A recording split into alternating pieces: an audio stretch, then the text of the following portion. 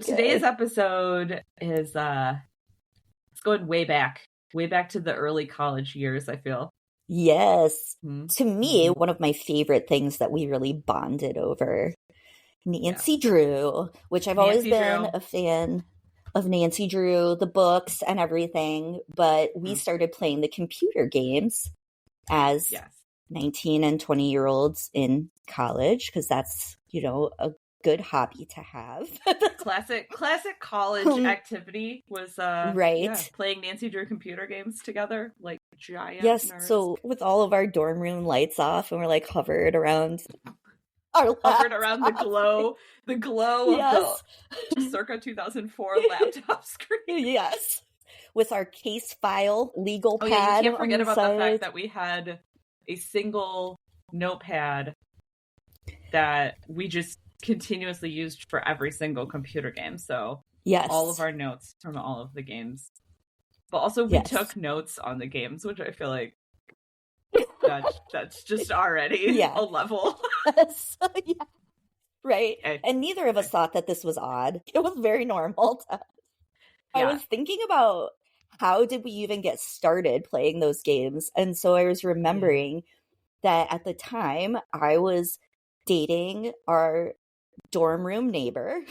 Yes, that's true. And we lived in a co-ed dorm. Right. Yeah. And I was dating the guy. Not common, but I don't know. Our dorm was co-ed. Yeah. I thought it was weird when I got there, but I was like, okay. So anyway, I was dating the guy who lived next door to us, and he invited me to go home for the weekend with him to spend time with his family and stuff, because he only lived like an hour away. And while I was there, he had a younger sister who was about, I think, probably like 10 or 11 at the time. And I was hanging out with her, and they had a family computer, and there was a Nancy Drew computer game on the desk. And I was like, oh, what's this? Like, I love Nancy Drew. And she was like, oh, I got that for my birthday. I tried playing it a little bit, but it's like kind of hard. And I'm like, oh, well, do you want to like show it to me? I'll take a look at that, because I'm just thinking like, ooh, Nancy Drew, that sounds fun. This is one of my favorite book series.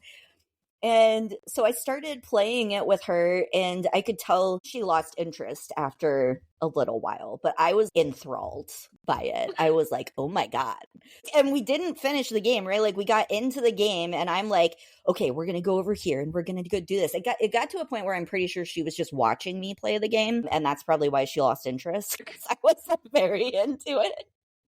Well, now then I had to these days, they just watch people play video games on YouTube. Well, that's true. So I know. Maybe, maybe. But yeah, I was like really into it. And I remember after we left for the weekend, it was bothering me that I didn't get to finish this game. And I wanted to know more about like how it ended, or like I didn't get through all the puzzles or whatever. I'm pretty sure I came back and I was like, so over the weekend, I was playing this game.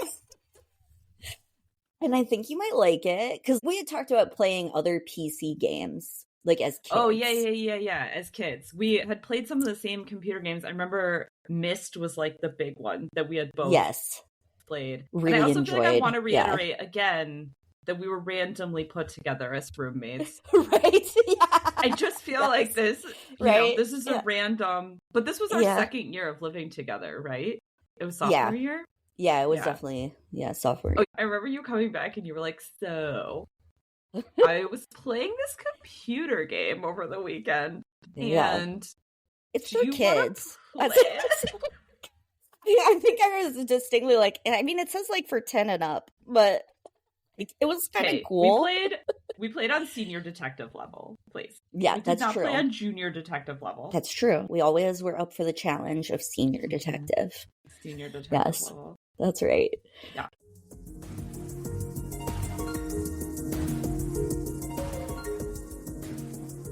I'm Katie. And I'm Emily. We're two long-distance best friends with a passion for learning about all the things that make everyday life interesting. With my PhD in geography and my master's in library science, doing deep dives on topics is our idea of a fun time together.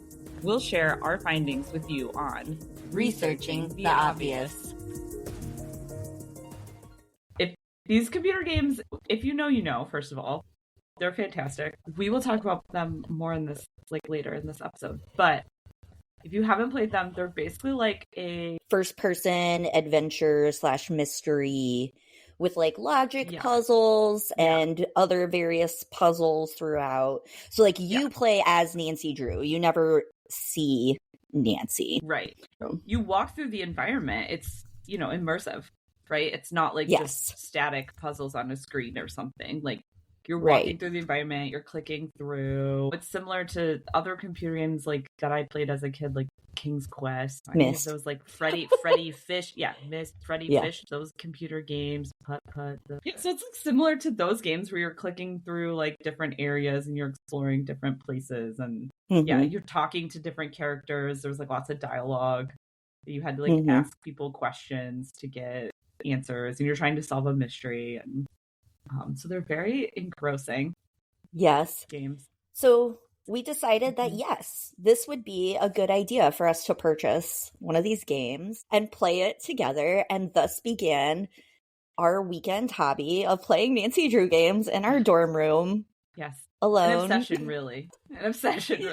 Yeah. And it would be because like, let's be honest, we would like sit there and we'd be like, I want to play this game. We have homework to do. Yes. And then it would be like, that's what I was it would be like our incentive to get our work done. We'd be like, quick, finish your essay so we can go and figure out what's going on in Nancy Drew. Yes. Yeah. I totally remember that being like, well, I have to write 3 more pages of this and you had to do this. I'm like, okay, so here's what we're going to do. We're going to finish both of these things up and then we can pick back up on Nancy Drew. It became, like I said, I think more of an obsession than anything else. Sometimes on the weekends we would order pizza and like eat our pizza while we played Nancy Drew for like hours, or we'd like make ourselves take a break and go to the dining hall and come back. It's true. Play more. It's true. Or our college was not a dry campus, so sometimes you pick up some drinks. Settle on in. Boone's Farm. Settle on down for an epic night of rum and cokes and Nancy Drew. That's right. They were very engrossing because there were several times where we got startled by things in the game, or like we would like find clues or like figure something out. We'd be like, "Oh my god!" Like I can't believe that's what happened. Or we'd get stuck, and then we'd be stuck on a puzzle for like 3 days. And anytime, that would make me so mad. I distinctly remember there were a couple times where our friends would come into our dorm room and we'd be like, look at this puzzle. Help us solve it.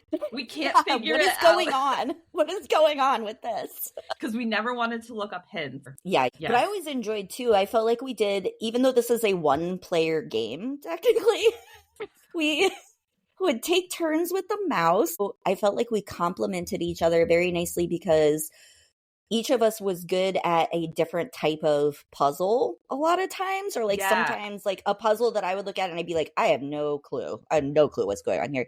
And you'd be like, oh, I think I got this. And we had different you'd be able to solve for sure with the puzzles. And then randomly, these games, they teach you a lot of information because I always will remember that one random puzzle where it was like a set of dentures and you had to click specific teeth. So you had to learn about like which was a canine and which was like an eye tooth and whatever. Yes. And you had worked in an orthodontist office. And so you knew all of the teeth and you're like, oh, we don't need to find that book. I'll just click the right teeth. I was like, oh my God. How do you know teeth? So, I didn't have to learn the teeth. So there's like a ton of these games. Like, so they're still making them. We'll talk about this later, like I said. But at the time, even when we were in college, there was like, I don't know, 16 of them or something crazy. Yeah, and there were a lot. We'd like finish one and then we'd be like, okay, what one do we want to buy next? But also we were poor because we were in college. Yeah. And so at the time, the best way for us to acquire these games, because they're on CD, right, was to go on eBay and try to win the computer games for like very low bids. Yes.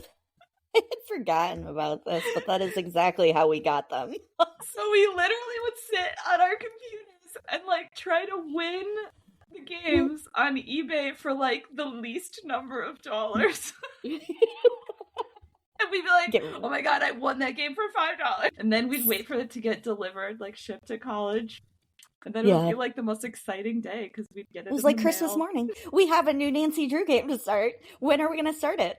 How much homework do you have this weekend? And so we definitely played these games halfway through sophomore year when we started, all the way through junior year, all the way through senior year. And then even after we graduated and we didn't live together anymore, I would like come visit you for a weekend and we would try to play a whole game in a weekend. We did that a couple of times and it was awesome. I came to visit you in Ohio or something and like we didn't really leave the apartment the whole weekend. We just sat in front of the computer and we like finished Nancy Drew. Yep. A whole game. And takeout.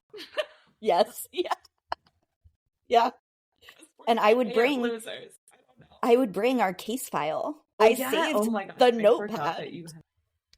I saved the notepad from college and I was like, I brought the case file. I also would like to point out that one year in college, I was Nancy Drew for Halloween. Yes. Oh yeah. That was a great costume. It was really good, actually. I found that weird like tweed skirt and it really worked. That was always one of my favorite costumes. So this is just a small fraction of our obsession with Nancy Drew. Oh, I read the books when I was a kid, for sure. I loved mystery books, and I remember my grandma had a bunch of the old Nancy Drew books that were like my mom's when she was a kid, and so I would go over to my grandma's house and I would borrow those and read those, and I borrow them from the library, and there were so many, and it's like this nice, predictable mystery format that like is a great introduction into like a cozy mystery kind of thing. I was always a big fan of the books and the character herself. Yeah. She was a great female heroine and detective. Mm-hmm. During like a time where I feel like just in children's literature in general, there's not always a ton of female characters. Main like protagonists. Yeah. Mm-hmm. Yeah. Especially not ones that like, I don't know, she was pretty... Like, I remember always being jealous of how, like, and independent she was, too. I mean, she was always, like, jet-setting all over the place and going here and exploring that. And, you know, like, her dad was, like, a side character that, like, barely knew what was going on. She was very confident, right? Yes. Just confident in herself, and I always thought that was pretty great. And she had her two besties who were, like, comic relief sometimes. Yeah. They show up in the computer games. Yes, they do. They're hilarious. And Ned a little bit too. But he was also a very secondary, I feel like, character. Yeah. It was just kind of like he was there. Like important. It's like, oh yeah, I'm gonna be the supportive boyfriend in the corner. Well, so I feel like because I had read all these books and then obviously we had played all these computer games and stuff in college, it started me on wanting to know a lot more about Nancy Drew and like where they came from and the author, Carolyn Keene, right? Like, what's that about? And how they wrote so many books. And so most of the information that I'm going to talk about in this podcast today actually comes from a book that I ended up reading called Girl Sleuth, Nancy Drew and the Women Who Created Her. And it's by Melanie Rehak. It's Rehak. I'll be honest with you, it's written in more of like a history monograph style. So for me, being a former history major, having read a lot of this style of book, it reminded me it's definitely more in the style of what I would have read for like a history class, even though it's about a contemporary like pop culture sort of figure. There's a lot of detail in this book about just... Is there an extensive bibliography at the end? It has a very extensive bibliography at the end. The notes and bibliography start on page 318 and end on page 354. Okay. Wow. That is a well-researched book. Yes. So I will admit that this book, I mean, I'll recommend it, but probably not for everyone in the way that, you know, it's not going to be a quick summer beach read necessarily. It's got a lot of detail, but it taught me a lot about Nancy Drew, how it was created, wrote the first few books, and the history of that things. I did more research on the computer games, but I did read a little bit, and I did not realize that Carolyn Keene was a ghost author. Yes. So yeah, I guess number one thing to know is that Carolyn Keene is not a person. It is a pseudonym for many different authors. Many different authors. This book, Girl Sleuth, they talk about the women who created her because it's primarily focused on the first two women who were Carolyn Keene. Who wrote a decent number of the early books. Gotcha. So I guess I'll get into that a little bit. So the beginning of this whole thing starts actually with a man named Edward Stratmeyer. And basically this guy, Edward Stratmeyer, he was writing books during the late 1800s. And so we're starting, in like the 1890s here. And so in the 1890s, during the Victorian era, there was a growing demand for children's literature. In general, if you look at the history of society, during the Victorian era is when we really see there start to be a differentiation between children as people and like adults as people. For a long time, children were just treated as miniature adults. That's why there was a lot of child labor and stuff that was going on prior that stuff to the Victorian era. And so Victorian era is like really when we start seeing like clothes made for children and like toys made for children and literature made for children. So we start seeing the growth of that. And so during the late 1800s, there was a new demand for children's literature. And so this guy, Edward Stratmeyer, he wrote a ton of children's literature. He was a really prolific children's literature author, like insane. He wrote a lot of dime novels. Okay, so these are like little cheap paperback book kind of things that you buy for, a couple pennies or a dime or whatever at the store. And so kids would buy these. So some of the other series that he created were, his most popular one was called The Rover Boys. He also created a series, Ruth Fielding. He created the Bobbsey Twins. He created I know the Bobbsey Twins. Yeah. Yeah, he created the Hardy Boys. He created the Motor Girls. He created the Nick Carter Library. So there was just like a ton of little like series that he created. And what he recognized was if he gave each one a different author name, then it would expand the market more because people would think it was like a new author coming out with new literature. Yeah. So he basically created all these different series, and then he created all of these pen names for who each series was by, but they were all written by him. And he, like I said, he wrote a crazy amount of books. So, for example, in 1 year, he wrote 42 of these little books, right? Chapter books for kids. Yeah. They're not like stories. I suppose in the Victorian era, if you're going to be a writer by profession, you probably have to churn out the volume in order to make any money whatsoever. But so he's writing like a ton, okay? Yeah. And a lot of the books were initially aimed at boys. Again, like we were saying, boy characters, But he had 2 daughters. And so what ended up changing is that he was writing all these books for boys, all these dime novels, churning them out. And as his daughters were growing up, he realized, oh, wait a minute, they don't really have any literature to read. He would give them the books he was writing, like the Rover Boys series, and they enjoyed them, but they were about boys. And so he was like, okay, I think we have a real opening here to an untapped market books that are in the same kind of vein, these like dime novel type stories, adventure stories, kinds of things, but for girls. And so that was like the Ruth Fielding books were the first ones that he started for girls. The Bobbsey Twins had boys and girls in them. And he always had this idea that he was going to start a specific book series that starred a female protagonist. However, at the same time, he was getting really busy with writing all of these books because he was just churning it out and the demand kept growing. And so he didn't have enough time to meet the demand.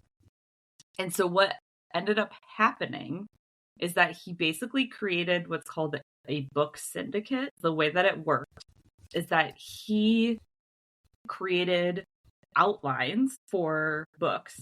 So it would be like, okay, the next like the Rover general Boys, story. Yeah. So in the next Bobbsey Twin book, like, here's what's going to happen. And he'd create like an outline of the story. And then what he did is he would hire writers to just use his outline to actually write the book. And then he'd pay the authors like per manuscript that they sent him. And then he'd do the final editing and then send it off. And these authors had to sign these like crazy non-disclosure contracts so that the true identity of the pseudonym, the pen name, was never revealed, of like who was actually writing these books. And so he like is creating all these outlines, sending them off to these writers. They're writing up the manuscript. He's getting them back. He's editing it, and then he's sending it to the publisher. And so they just created this huge empire of all of these children's dime novels. And so what happens is he was really excited about writing detective novels. If you think about it, in the 1920s, this is when Agatha Christie is writing her one of my other novels. favorites. Yes. Yeah. And it's when, detective novels were just really popular in the 1920s. And so that's when he started the Hardy Boys. He got the Hardy Boys series going in 1927. And that one was pretty successful. And so he wanted like a girl version of the Hardy Boys because, again, of his daughters and that kind of thing. And so had an idea that he called the Stella Strong series. He named her Stella Strong. That's terrible. Yeah. But so that was the original idea of Nancy Drew, was like a girl detective story series that he called Stella Strong series. So I'm going to pause for a minute here and talk about the first Nancy Drew author, because she actually worked for this Stratemeyer guy before the Stella Strong / Nancy Drew books. Oh, okay. So she was already on his payroll writing some other books. Her name was Mildred Augustine, and she was like a legitimate badass in real life. Like, her life is crazy, and honestly, people have said that she was basically a real life Nancy Drew. Nancy Drew. It's not surprising that we get Nancy Drew as who she is because of this woman, Mildred. So Mildred was born in Iowa in 1905. She grew up in Iowa, and she was really smart. She started writing early. She really enjoyed writing. Even as a teenager in high school, she was like writing little stories that she'd send to the local newspapers and things like this. She read all these boys' books, right? She read all the Rover Boys books. She really loved these books. She actually graduated high school in 3 years because she was smart. And then she went to University of Iowa in 1922. She was a crazy athlete. She played basketball. She played soccer. She was one of the best swimmers at the time at the University of Iowa, like would win all sorts of swimming meets. She played xylophone. She wrote for the college newspaper and the yearbook. What did she do with her free time? Just right. Yeah. Oh, and she also graduated college in 3 years, undergrad. Oh my God. Yeah, she was crazy. Okay. After she graduated, she started looking for work, and she knew she wanted to be a writer. That was like the only thing she loved was English and being a writer. And so she was doing some like little newspaper writing. She answered an advertisement to start writing for Stratemeyer. And so she wrote a couple of the Ruth Fielding books, who was considered to be a modern woman with a career and a supportive fiance. Yeah. And it was the 1920s, and women were getting jobs and, doing all the things. And so that's like what those books were about. So she was kind of doing that on the side, was writing these Ruth Fielding books. She also decided to go to graduate school. And I think this is really cool because Iowa, they have such a strong writing program. There's like a plot line in that TV show Girls. Girls, right? Yeah, I was going to say, isn't that where Iowa? Yeah. Yeah, she gets like a grant or something. Yeah, and Iowa's like this really big writing school. And so they have a huge school of journalism. And she was the first female to graduate from the School of Journalism at Iowa. Wow. Okay. In 1927. So she graduated from the graduate school in 1927. Yeah, so I feel like she's just like an all-around awesome, wow, yeah, like ahead of her time female, doing cool overachiever much. Yeah, like writing for newspapers, like all this kind of stuff. So on the side, she was writing these little Ruth Fielding books. And so when Stratemeyer came up with the idea for Stella Strong series, this modern woman detective, like, I'm gonna go solve crimes, being my own whatever 16-year-old self, you know, he really loved Mildred's writing. And so when he conceived of this series, he was like, you're going to be the person that's going to write these books. And so he approached Mildred in the late 1920s. It was 1929. And he said, this is my idea. Here's like the first 6 books that I have outlines for this idea. Will you write these and kind of make Nancy come to life? Come to life. Well, or Stella at that time first. Well, yeah. Okay. And so she was like, yep. And they fielded it with the publisher and decided that Stella Strong didn't sound great. And so that's how they ended up. They actually first came up with Nan Drew, and then they lengthened it to Nancy Drew. Yeah, also a good choice. Good choice. Yeah.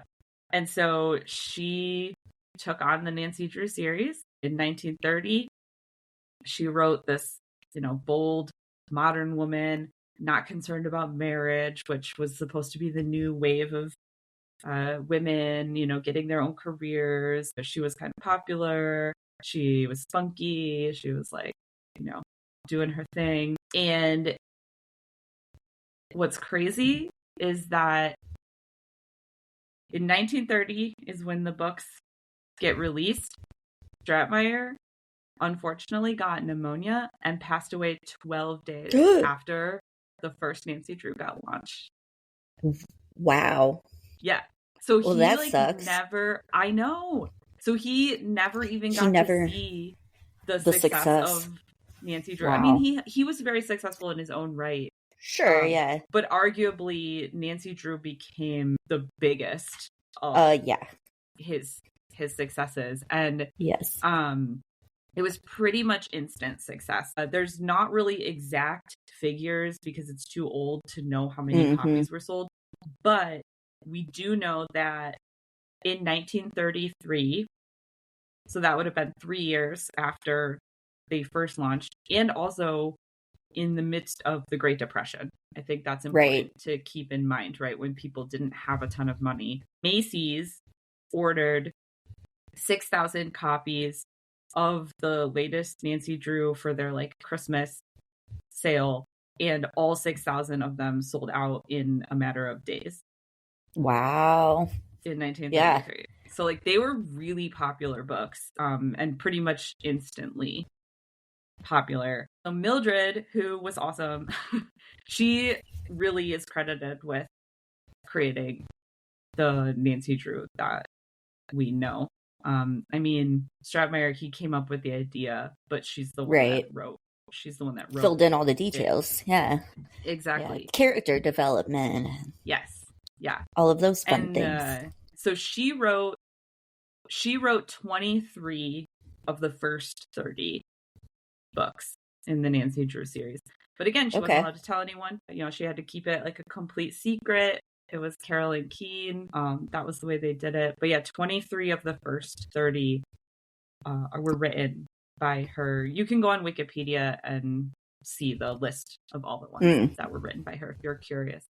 There were a lot of reasons why she stopped writing, but essentially, as the Depression kind of wore on and then World War II hit, she had to take on more work to kind of make ends meet. And then when World War II hit, there was actually a lot more opportunity for her as a female writer. And so she started writing full-time for the Toledo Times during World War II. And she ended up working at the Toledo Times all the way until her death in 2002. Yeah. She was in her 80s when she died, and she was working at the Toledo Times, still writing a column up until the day that she died. Yeah. That's so cool. That's also very badass. Yeah. Some other amazing things about this woman. So her first husband unfortunately died during World War II, and then she got remarried, but she still did a lot of interesting things like the whole rest of her life. She became an amateur archaeologist and took several trips to Central America to do archaeological digs in the 1950s. So she spent like a good portion of the 1950s like traveling down to Central America doing these archaeological so she's like things. Nancy Drew meets Amelia Peabody then. Yes. Right? Is that her name? The Elizabeth Peters character, Amelia? Yeah. Wow. She became a pilot in 1964. She got her pilot's license when she was 59 years old. Okay. And she became a pilot, and she wrote all of these little columns for the Toledo Times that were like about flying. I have a picture of her. Oh, cool. In this book. Wow. Being a pilot when she's 82 years old. Wow. So she just must have been like really bored a lot of the time. Like she just needed like new hobbies all the time. I mean, I'm impressed. That's just like I think she was just one of those cool people that was just interested in a lot of stuff. In everything. Yeah. Yeah. Like Nancy, right? Like that's why people say that she was kind of like Nancy. But anyway, basically, because of this full-time job at Toledo Times and her husband's death and some other stuff, she was no longer able to write the Nancy Drew books starting in the 1950s. That's why she only wrote 23 of the first 30. I say 23 of the first 30 because she didn't write the first 23. There were a couple mixed in that were ghostwritten by other people. Oh, I see. Like she didn't write. So it wasn't like she wrote numbers. She didn't write 1 through 23. It was just 23 of the first 30 that came out. Yeah. Yes. So then what ended up happening is after Stratemeyer passed away, 12 days after Nancy Drew launched, which is just sad, his two daughters ended up taking over the book syndicate, which was kind of interesting at the time as well, because it was the 1930s and having women take over this book syndicate was a new thing.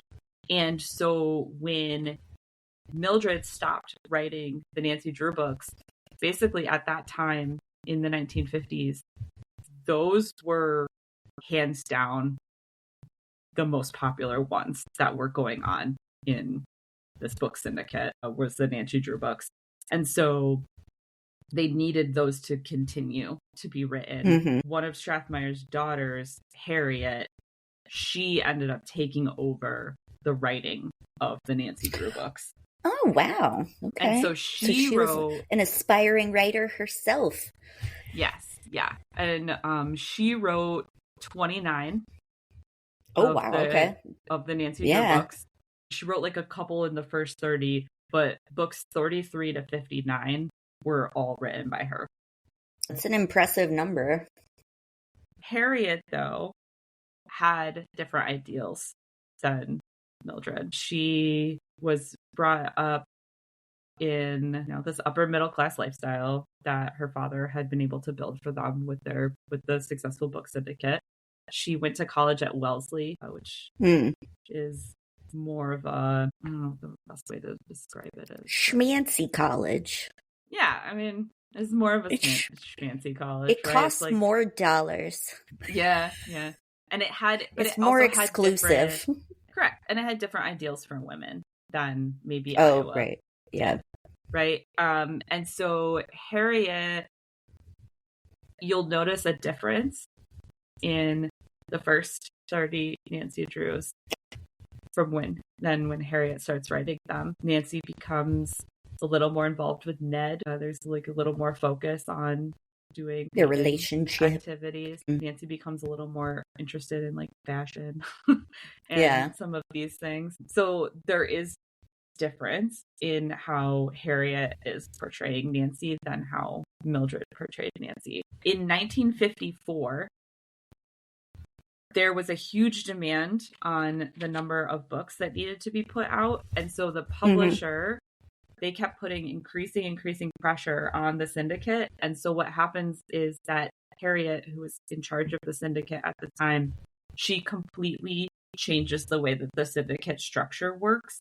And since Mildred was leaving, she gets rid of the ghostwriter program entirely and changes the structure of the syndicate so that they only hired in-house staff writers as opposed to farming it out to other people.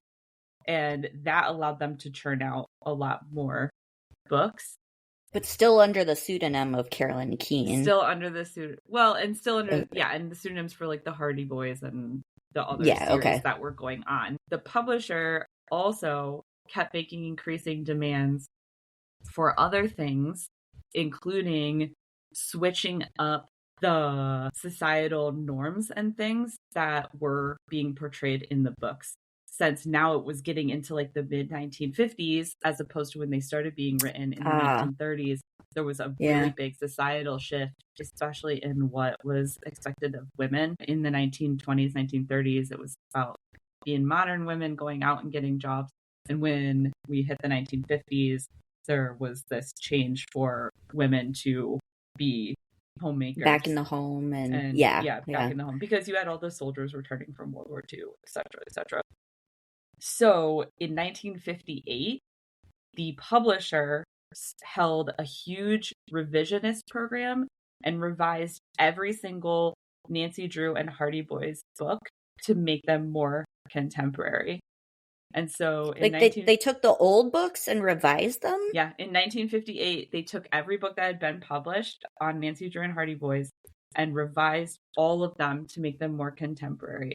So one of the things they did was they removed all the racist references, which arguably we could say is probably a good thing. However, there's been a lot of backlash on that because basically in removing the racist references, they essentially just took out all of the diverse characters. So they just removed all diversity from the books. They changed Nancy.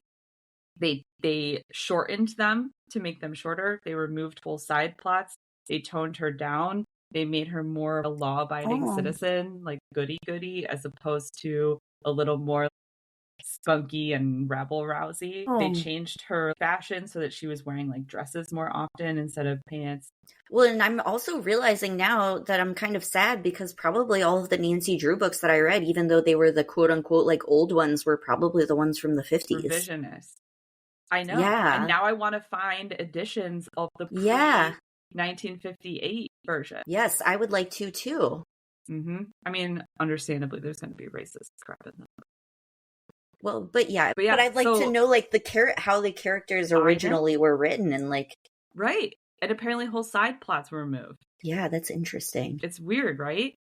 Yeah. That being said, in 1959, which was the year after they started doing this revision program, there was 1.5 million Nancy Drew copies that sold in 1959. Oh, so, wow. These books have continued to sell crazy amounts. At that time in 1959, there were 36 books. So you'll notice that Harriet then is writing pretty much all of her books under this new like revisionist standard. Yeah. Well, now it makes sense that those are probably the books that were in my grandma's attic because they were probably purchased in the 50s, in the late 50s, early 60s, because that's when my mom was growing up. Wow. I feel like my whole understanding of Nancy Drew has now been a lie. Right? It's crazy. Yeah. I didn't realize. I mean, I thought since I was reading like The Secret of the Old Clock that was the original way it was written. Yeah, no. Like, so some of the emphasis on things, my sister and I always joked about, like how Nancy's always going to luncheons and whatever. Like some of those social engagements and stuff wouldn't have really been in the first edition of them. Okay. That would have been more of like a revisionist version of Nancy being more proper. I don't know, of the times. Like in the 1950s when that's like what women did. Yeah. Luncheons. Yeah, luncheons. Bruncheons. But yeah, so anyway, like those books, you know, they kept writing them. In 1984, Harriet passed away, and so the syndicate was bought by a new publisher, Simon and Schuster. They bought it for $4.7 million, and basically at that point, it was only Nancy Drew. I mean, the Hardy Boys a little bit, but all of the other series prior to that were done. And so after the books that Harriet wrote, the authors just kind of varied. It was all staff writers. There really wasn't one specific person. And a lot of them are actually unknown. There's 175 Nancy Drews. And basically numbers 100 to 175, the authors are currently unknown. And I think it's because they were written more recently, so they probably aren't allowed to release. They're still them. Yeah, they're still under the last Nancy Drew book, number 175, was written in 2003. And so the books that were written during the 90s and early 2000s, those ones are author unknown currently. Okay. I do remember the 1980s Nancy Drew. I would see those in the library, the paperback rack, and I'd be like, ooh, Nancy Drew, but she's wearing 80s clothes, and like she has 80s hair. Yes. And I mean, I remember enjoying them, but they were definitely different. I think they were still good, like basic mysteries and stuff, but they were just, I don't know, to me, a little bit of like the allure of Nancy was lost because in my mind, Nancy Drew's in the 30s and the 40s. Like, so they bring Nancy Drew out of the 30s and 40s and put her in the 80s. And it's like, I get what they were trying to do, but it also kind of, I don't know. Yeah. It was kind of a strange shift. But overall, these books, they've endured and really solidified Nancy into our collective pop culture psyche because over 80 million copies of her books have been sold. They've been translated into 45 languages. They've estimated that the sales of the original hardcovers surpassed the sales of Agatha Christie, which is actually crazy because Agatha Christie was, she's incredibly popular. Yeah. Even as recent as 2002, sales of The Secret of the Old Clock, which is the first Nancy Drew, were still in the top 50 selling children's books. Wow, that's so even in the early 2000s, people were buying that book in droves. Yes. Yeah, that's really cool. I mean, everybody knows who Nancy Drew is, I think. Like, I don't know how you could not know who Nancy Drew is. Yeah, she's just part of popular culture now, you know? Like, Chewbacca. I mean, right? I also thought it was interesting that there's been 6 Nancy Drew films. I only knew of the one with Emma Roberts back from that's the only one I knew about. Which, by the way, I don't think I ever saw because it also felt not like the original Nancy Drew to me. So I was just like, no, thanks. And apparently there were 3 Nancy Drew TV series too. Yeah, I remember when those came out as well, and I also was like, no, this doesn't look like Nancy Drew. Well, there was one from like the 70s, I guess. Oh, okay. I didn't know about that one. I thought I remember there being a more recent one, but there was that. I mean, if they had, what I am waiting for is the original Nancy Drew. Like, I want it set in like the 30s or the 40s or whatever. It's true. They like modernize it for all of these movies and stuff. Yeah, but I want the old Nancy Drew, and then I will go see that movie. Nancy Drew. Yes, exactly. And it can be like a little bit dark and a little bit gritty, but then also light and like fun. Like, I love it. I can see it. Why haven't they done that yet? I get what they're trying to do, like I said, but it's never appealed to me as much as like the original essence of that. Girl detective. I would argue, and I know you have some facts about the computer games. I would actually argue that the Nancy that's portrayed in the computer games is probably more similar to the original Nancy from the late 1930s. I know, as you're talking about this, I'm thinking like the computer games are set in modern time, but I agree. I feel like the character Nancy in the computer games, and also that like you're portraying, it reminds me of the older books. I do enjoy the computer games despite them being more modern. I think it helps that they didn't try to put a face with Nancy, like you're playing Nancy. Yeah. So there's definitely a character there, but it also puts you in like a different perspective. So that probably helps too. It makes you feel like you are Nancy. Yes. Yeah. Well, also, I feel like Nancy's a little snarky. She's a little snarky in the computer games. Yeah, like, she is. She's got some comebacks that you can select for the dialogue options that are like, oh, wow, you really gonna say that? Okay. Yeah. Okay. I know. I remember we would like be choosing, what if that goes horribly wrong and we don't get the information that we need? And also, I remember we would always laugh about how like Ned was just, I don't know. He was like in our cell phone in the game, but he had no role whatsoever. Oh, yeah. You could like call him for moral support if you wanted to talk to him. Yes, that's literally all he would do. He'd be like, I'm sure you've got this, Nancy. Yeah. Don't worry. Be safe. Be safe. We were like just the supportive golden retriever boyfriend. Yes. And I remember if we would get stuck in certain parts of the game, we'd be like, let's call Ned. Make us feel better. We'd always not going to give us anything, useful, but, and then we'd have a good laugh about it. Make us feel better to talk to our boyfriend. Yeah, right? But then I'm pretty sure as soon as... We're college kids with actual boyfriends, but it's fine. Right? We'll call our fake computer Ned boyfriend to make us feel better about this computer game. But then I'm pretty sure, like, as soon as we would do that, then we'd also just make fun of him. We'd be like, ugh, Ned. You don't know anything. You're so useless. We love you, but you're useless. Yep, pretty much. So I decided to look into these computer games more since they played such an important role for our college experience. Yeah. Oh my gosh. I was actually curious to figure out where they started and what the story was there. Mm-hmm. And so these computer games are created by a company called Her Interactive. And it was founded in 1995. So these have been around for quite a while now, too, the computer games. Her Interactive started out as a subdivision of American Laser Games, which was a computer game design company.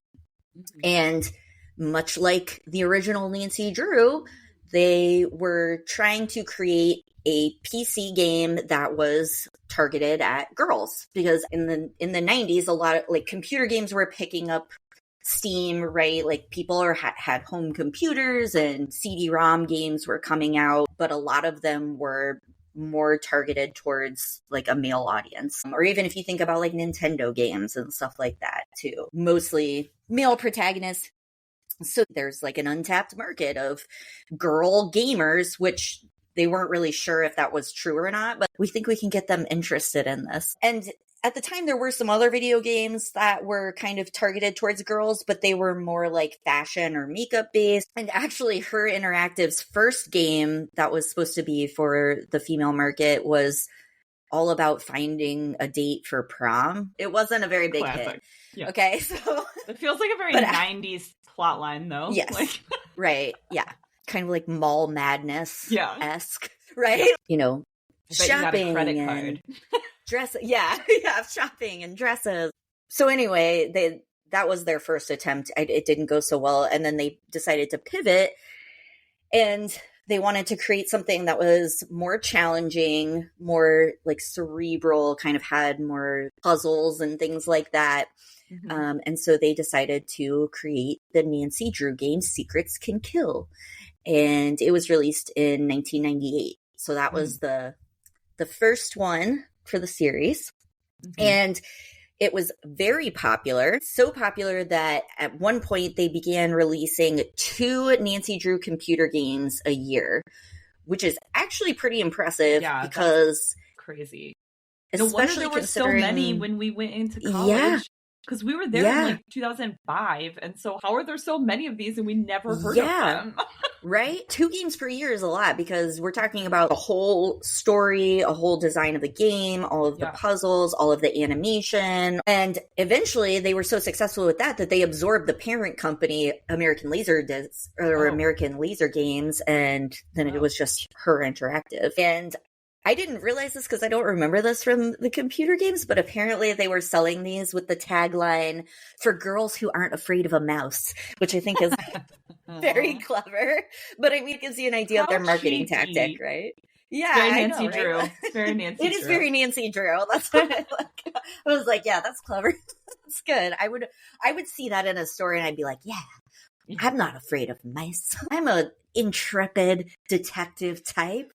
There are now a total of 34 Nancy Drew games. Unfortunately, they lost some steam in the mid-2010s, which is around the time where PC gaming was kind of being converted into mobile gaming, right? So like there was one Nancy Drew game that came out, you could do it on like an iPad, I remember. Yes. Yep. Mm-hmm. So they did try to pivot again and tried to capture the mobile tablet market, but it wasn't very successful. And then they also created a version of the Secret of Shadow Ranch, but it was like a hidden object game for mobile. And that really fell flat because it was nothing like the computer games. And so people weren't really interested in it because I think what makes the computer game so great is it's like so interactive and, you know, the puzzles and the storyline and all of that. So they like put that hidden object one out there. That didn't do so well. And it seems like their financial situation was not great. They were like operating at a loss. And they had always been funded by like venture capitalist investors, and they needed a lot more money to get into the mobile market. And even though they did get some additional investors, that didn't really happen. And in 2014, their CEO just abruptly quit, and it took a week for everyone to find out that he was gone. And for reference too, this is like a smaller game company. We're talking about 35 employees. And from what I was reading, Nancy Drew was their product. And they were also designing and producing these games on their own proprietary software. So they weren't using a more standardized or a widely used platform to create and design the games. So they were kind of self-sufficient and insular in the way that they were putting out these games. And so he quit, and then they hired a new one. And a year after she started, they laid off like 14 people, which was like almost half of their staff. Wow. Yeah. So clearly they were taking some hits, like financially and in terms of what could they do next. And so around that time, you see that the games drop off. And they kept on promising that they were going to release Midnight in Salem. Originally, I think it was supposed to come out in like 2015 or 2016, and it ended up not being released until 2019. Oh, wow. So I feel like I remember seeing, we were playing a game still, and I feel like I remember seeing like a trailer because we're dorks. Like, we've also traveled together to Salem, and we were like, I want to play as Nancy Drew in Salem. In Salem, right? Yeah. Yeah. So there were multiple issues, it seemed like, and so they've had kind of a bumpy road since 2015, which is why there's a big gap in the release of the games that there wasn't necessarily before. But very exciting because this year they actually released another game. So game number 34 called The Mystery of the Seven Keys. So that was released May of 2024, which I thought was very exciting because it means they're not dead yet. They're still making want games. Nancy. That's right. I didn't realize until I kind of was reading these articles because I mean, obviously we're obsessed with these games, right? But as I was reading these articles about the story of Her Interactive and the way the computer games evolved, like they have a pretty diehard fan base that has stuck around and been very patient and still wants more. A lot of the articles that I read were written by people who were like, I started playing the Nancy Drew computer games in our family's basement on the computer. So it's like they have these fond memories of playing them as a kid with their parents, which is also funny to read because, you know, we were like 20 when we became obsessed with them. Like drinking rum and Coke while playing. Yes. Right. Yeah. That's also interesting though, because when I was reading this Girl Sleuth book, a lot of the interviews she did were people saying a similar thing about reading Nancy Drew, like how they have fond memories of growing up, and Nancy was like really a role model for them. And so it's interesting the computer games maybe being that more modern role model in a way for some girls growing up. There's definitely some commentary too about the excitement over a computer game styled like that requires some intelligence and some savviness to solve the puzzles, and for it to be targeted towards a girl and to have a woman protagonist was kind of important. And again, this was in the mid-90s, because computer games and gaming in general was still relatively new. I mean, it wasn't brand new, but there was kind of a sense that girls might not really be interested in gaming, like that was more of a boy activity. And so this was definitely a departure from that, and then obviously it was very successful. So I think it kind of showed too that, like, oh yeah, there definitely is a market for women who are interested in this technology or this mode of learning and exploring and things like that. Interestingly too, when the production of the computer games dropped off a little bit because they were having their troubles, they did release a mobile game for a much younger demographic that was intended to help girls learn how to code. So like the basics of coding. Nancy Drew Codes and Clues. Yeah. So yeah, it was like Nancy Drew is the character, but it's a very different format, obviously, than the mystery games or anything like that. Yeah. Well, Nancy had to learn all of her skills somehow. That's true. Yeah. I mean, how does she know how to defuse a bomb? She had to learn basic electricity skills somewhere. Yes. Yeah. Yeah. How does she know how to hack into a computer? She clearly had to learn how to code when she was 4. Right. Yep, she did. She had a lot of skills. She had to learn them somewhere.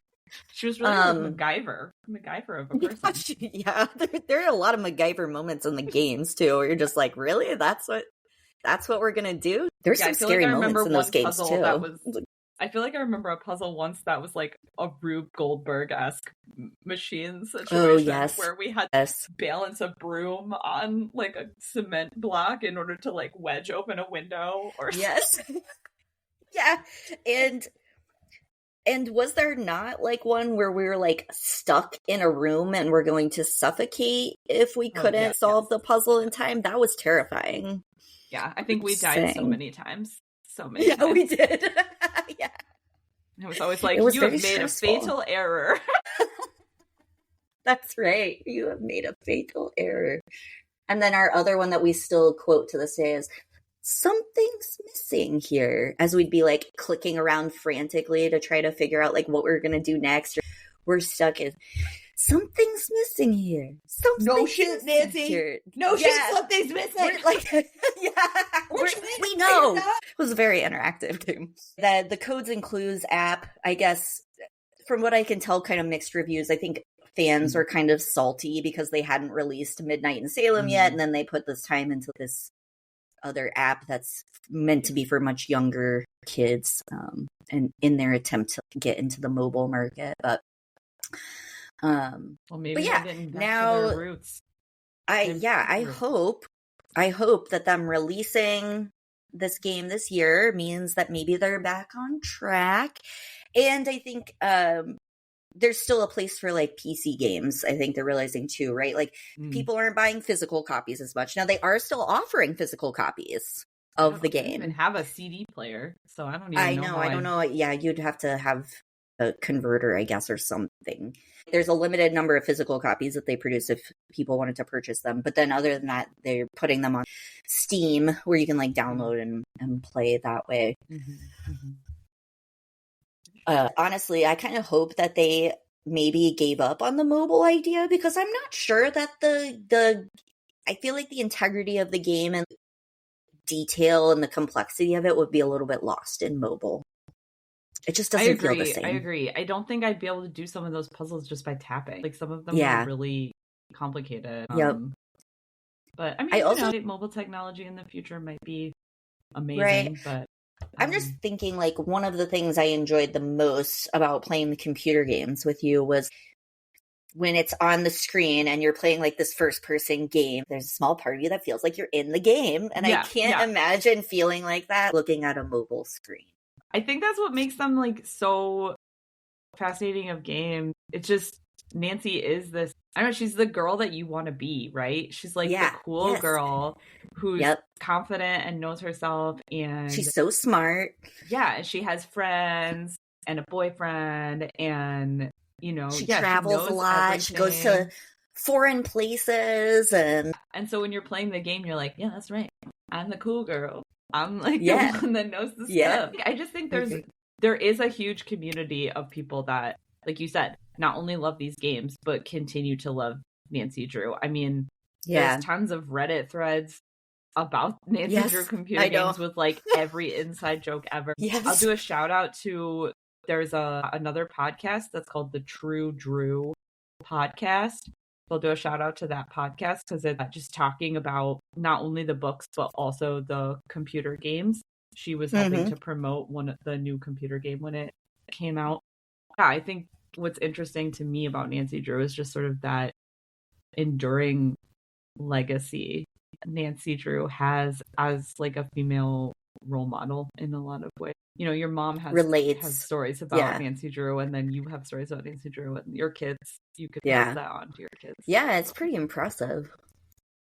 I'll link this in the show notes, but I stumbled across a blog called Sassy Detective. And they're a game review blog, but one of the posts that I was looking at is basically a collection of data about all of the computer games. So they like went through and divided out what kind of plots there are in all of the games. And they have like a little graph to show you the plots and like where the games are all set. So there's a map. I've got a map for you of where all of the games are set. And then the educational topic that's featured in the game, what kind of crime is featured in the game, and then what kind of puzzles. So I was especially interested in the puzzle one because, oh my gosh, we had so many of those puzzles, right? That we've been through. Yeah.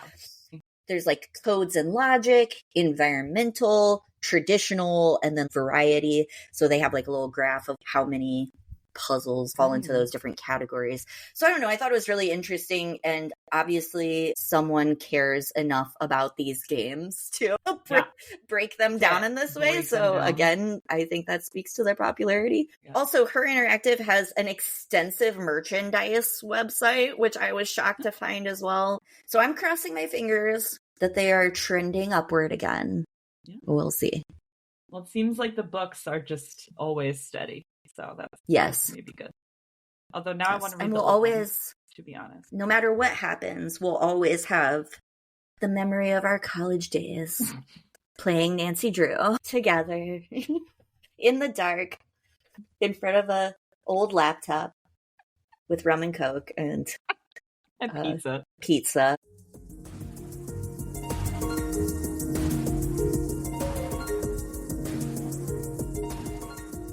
Thank you for listening to Researching the Obvious. To learn more fun facts about everything that we're researching, follow us on Instagram at Researching the Obvious Pod, all one word. You can also follow us on Spotify, Amazon Music, or wherever you get your podcasts. If you know someone that you think would enjoy listening to all of our findings, please feel free to share or give us a review. Researching the Obvious is written, produced, edited, and hosted by Emily Fekete and Katie Nakanishi. Tune in next time to hear more obvious facts.